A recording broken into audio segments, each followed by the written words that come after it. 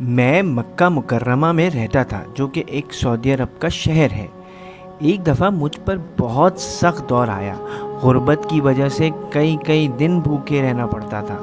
بھوک کی وجہ سے میں بہت کمزور ہو گیا۔ میرے پاس اتنی رقم بھی نہ تھی کہ اس سے کچھ کھانا خرید کر کھا سکوں۔ ایک دن میں کھانے کی تلاش میں گھر سے باہر نکلا۔ چلتے چلتے مجھے اچانک ایک ریشمی تھیلی ملی۔ میں نے اسے اٹھا لیا، گھر لا کر کھولا تو اس میں ایک خوبصورت موتیوں کا قیمتی ہار تھا۔ میں نے زندگی بھر ایسا خوبصورت اور اعلیٰ ہار نہیں دیکھا تھا۔ میرے دل میں آیا کہ اس کو بیچ کر کھانا خرید لوں، لیکن میرے دل نے کہا کہ مالک کی اجازت کے بغیر ایسا کرنا ٹھیک نہیں ہوگا۔ یہ سوچ کر میں نے اسے اپنے گھر میں بطور امانت رکھ لیا، تاکہ جب کبھی اس کا مالک ملے تو اس کو صحیح سلامت واپس کر سکوں۔ تھوڑی دیر بعد میں گھر سے باہر نکلا تو ایک بڑے میاں کو بہت پریشان حال دیکھا۔ ان کے پاس ایک کپڑے میں 500 دینار تھے۔ وہ اعلان کر رہے تھے کہ میرے موتیوں کی ایک تھیلی گم ہو گئی ہے۔ جو آدمی بھی مجھے میری موتیوں کی تھیلی لا کر دے گا، میں اسے 500 دینار انعام دوں گا۔ میں نے سوچا کہ یہ تو بہت بڑا انعام ہے، اور میرا تو ویسے بھی غربت سے برا حال ہے۔ کیوں نہ یہ انعام کی حلال رقم لے کر اپنی ضرورت پوری کر لوں۔ چنانچہ میں بڑے میاں کے پاس گیا اور ان سے موتیوں کی ہار کی نشانی پوچھی، جو انہوں نے سب ٹھیک بتا دی۔ میں نے بڑے میاں سے کہا میرے ساتھ آئیں۔ میں انہیں اپنے گھر لے آیا اور ان کو موتیوں کی تھیلی ان کے سپرد کر دی۔ وہ بہت خوش ہوئے اور 500 دینار نکال کر مجھے دینا چاہے۔ میں نے لینے سے انکار کر دیا، حالانکہ یہ رقم میرے لیے بالکل حلال تھی اور میں کئی دنوں سے بھوک اور فاقوں میں بھی مبتلا تھا۔ لیکن خالص اللہ تعالیٰ کی رضا کے لیے اور ایک مسلمان کا دل خوش کرنے کے لیے میں نے اس کی گمشدگی چیز بھی صحیح سلامت واپس کر دی، اور اللہ کی خوشنودی اور رضامندی کی خاطر میں نے 500 دینار انعام لینے سے بھی انکار کر دیا۔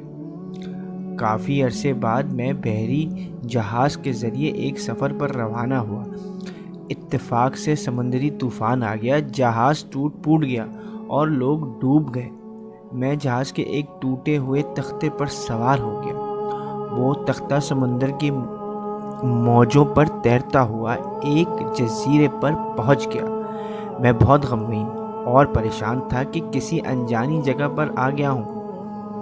اسی سوچ میں گم تھا کہ مجھ سے ایک جزیرے میں ایک آبادی نظر آئی۔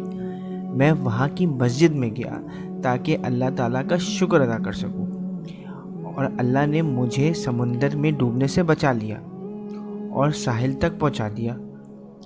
مسجد میں نے قرآن مجید کی تلاوت اور ذکر کرنا شروع کیا، اور اسی اثناء میں نماز کا وقت ہو گیا۔ جزیرے والوں نے مجھے نماز پڑھانے کو کہا۔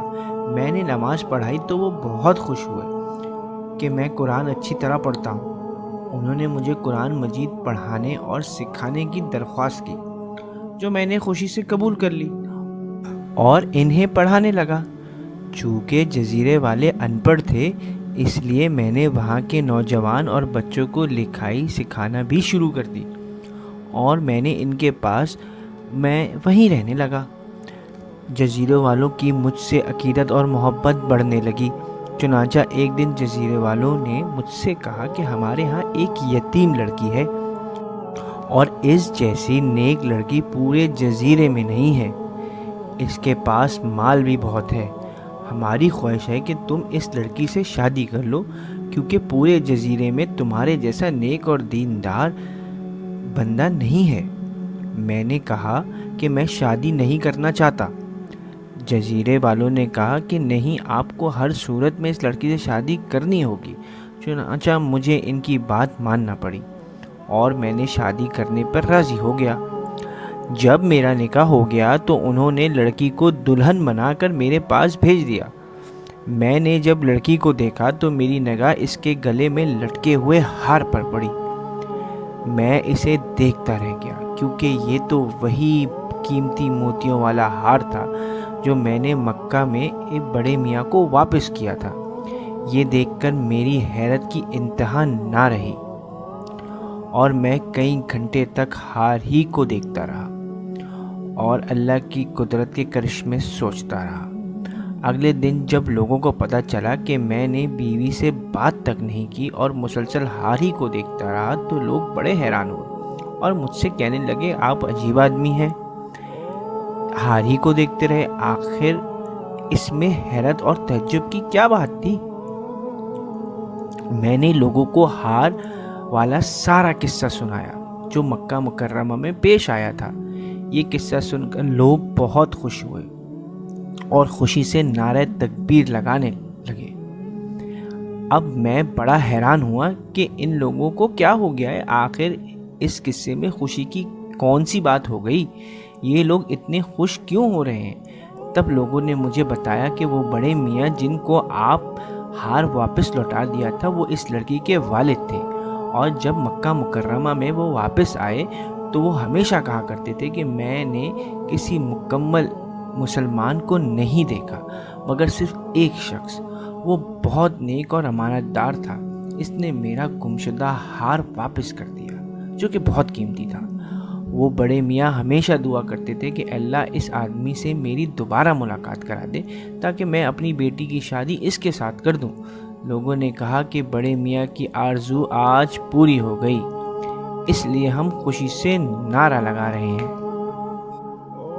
تو دوستو، یہ کہانی ہمیں یہ چیز بتا رہی ہے کہ انسان پہ کتنی بھی مشکلات آئیں، کتنے بھی مشکل کے دور اس پہ گزرے، جیسے کہ اس بھلے انسان پہ گزرے کہ اس کے پاس فاقے ہو رہے تھے، پیسے نہیں تھے اور ہمیشہ وہ اپنی مشکلات میں جوجھتا رہتا تھا، لیکن اس نے صبر سے کام لیا اور اللہ تعالیٰ نے اس کو وہ قیمتی ہار بھی لوٹا دیا اور ساتھ میں اس کو ایک نیک اور خوبصورت بیوی بھی عطا کی، اور اللہ تعالیٰ نے اس کو پھر غنی بھی کر دیا۔ تو یہ چیز ہمیشہ ہمیں سوچنی چاہیے کہ جتنی بھی مشکلات آئے اس میں ہمیشہ صبر اور نماز سے مدد حاصل کرنی چاہیے۔ اگر آپ ایسے ہی دین کی باتیں، قصے اور کہانیاں سننا چاہتے ہیں تو ہمارا چینل لائک کریں، شیئر کریں اور سبسکرائب کریں، اور اپنے قیمتی کمنٹ سے ہمیں آگاہ کریں۔